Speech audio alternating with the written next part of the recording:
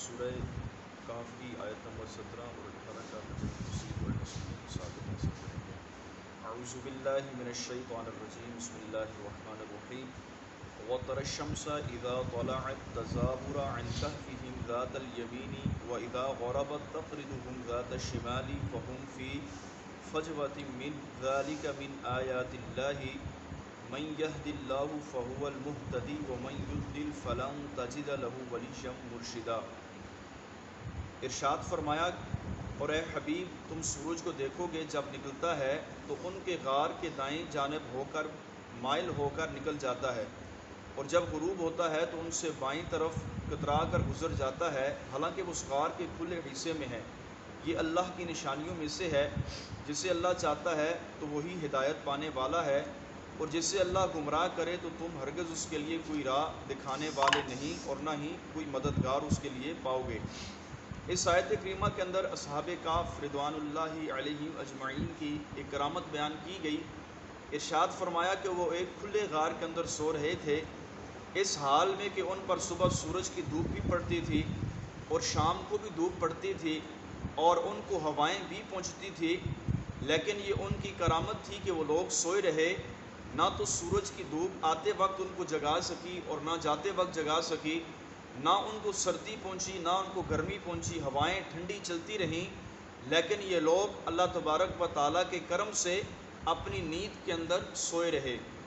وَتَحْسُبُهُمْ أَيْقَاظًا وَهُمْ رُقُودٌ وَنُقَلِّبُهُمْ ذَاتَ الْيَمِينِ وَذَاتَ الشِّمَالِ وَقَلْبُهُمْ باسط ذراعيه بالوسيط لو اطلعت عليهم لوليت منهم فرارا ولملئت منهم رعبا۔ ارشاد فرمایا، تم انہیں جاگتے ہوئے خیال کرو گے حالانکہ وہ سو رہے ہیں، اور ہم ان کی دائیں اور بائیں کروٹ بدلتے رہتے ہیں، ان کا کتا غار کی چوکھٹ پر اپنی کلائیاں پھیلائے ہوئے ہے۔ اے سننے والے، اگر تو انہیں جھانک کر دیکھ لے تو ان سے پیٹ پھیر کر بھاگ جائے اور ان کی ہیبت سے پھر جائے۔ اس آیت کریمہ کا مفہوم یہ ہے کہ اگر تم انہیں دیکھو تو تم انہیں جاگتے ہوئے خیال کرو گے، کیونکہ ان کی آنکھیں کھلی ہیں حالانکہ وہ سو رہے ہیں۔ یعنی یہ عجیب نیند سو رہے تھے یہ لوگ، ان کی آنکھیں کھلی تھیں اور حقیقت کے اندر یہ سو رہے تھے، اور ہم سال میں ایک مرتبہ 10 محرم شریف کو ان کی دائیں اور بائیں کروٹ بھی بدل دیتے تھے تاکہ ایک ہی طرح پڑے رہنے سے ان کے بدن کو نقصان نہ پہنچے۔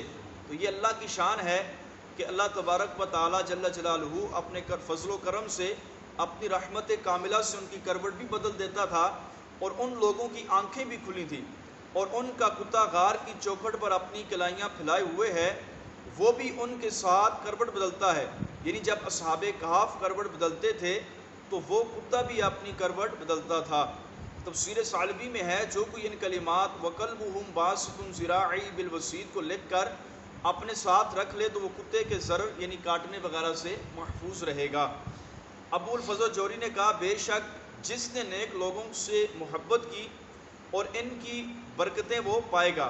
اب بہت پیارے جملے ہیں، جو لوگ اولیاء کرام سے محبت کرتے ہیں، اللہ تبارک و تعالیٰ کے ولیوں کی دل محبت اپنے دلوں میں رکھتے ہیں، کسی ولی کامل کے مرید ہو جاتے ہیں، ارشاد فرماتے ہیں جس نے نیک لوگوں سے محبت کی وہ ان کی برکتیں پائے گا۔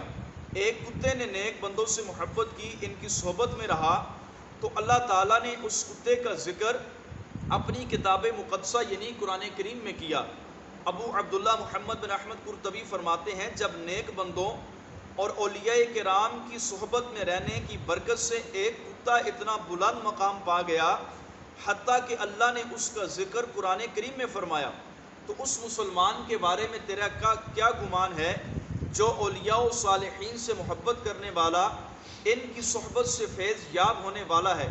بلکہ اس آیت میں مسلمانوں کے لیے تسلی ہے جو کسی بلند مقام پر فائز نہیں، وہ اللہ تبارک و تعالیٰ کے نیک بندوں سے محبت اور ان کی عقیدت اپنے دل میں رکھے تو اللہ تعالیٰ ان کی برکت سے اس کو بھی مقام عطا فرمائے گا۔ حضرت انس فرماتے ہیں، ایک بار ایک صحابی رسول نبی پاک کی بارگاہ میں حاضر ہوئے، عرض کہ یا رسول اللہ قیامت کب قائم ہوگی؟ ارشاد فرمایا، تو نے قیامت کی کیا تیاری کی؟ عرض کی یا رسول اللہ میرے پاس نماز روزے تو نہیں، البتہ میں اللہ و رسول سے محبت کرتا ہوں۔ ارشاد فرمایا کہ جو دنیا کے اندر جس سے محبت کرے گا وہ قیامت کے دن اسی ہی کے ساتھ اٹھایا جائے گا۔ الحمدللہ ہم اولیاء کرام اللہ تعالیٰ کے نیک بندوں صالحین، نبی پاک آپ کی آل اصحاب سے محبت کرنے والے ہیں، اللہ تبارک و تعالیٰ کے فضل و کرم سے ہمارا حشر بھی ان نیک اور صالحین لوگوں کے ساتھ ہوگا۔ اللہ تعالیٰ ہم سب کو اپنے اولیاء کی سچی پکی محبت نصیب فرمائے۔ حدیث قدسی ہے، نبی پاک ارشاد فرماتے ہیں، اللہ تعالیٰ ارشاد فرماتا ہے، جس نے میرے کسی بھی ولی سے بغض رکھا تو اس نے مجھ سے اعلان جنگ کیا۔ اللہ تعالیٰ ہم سب کو اولیاء کرام کی سچی پکی محبت نصیب فرمائے۔ آمین بجاہ النبی الکریم صلی اللہ تعالیٰ علیہ وسلم۔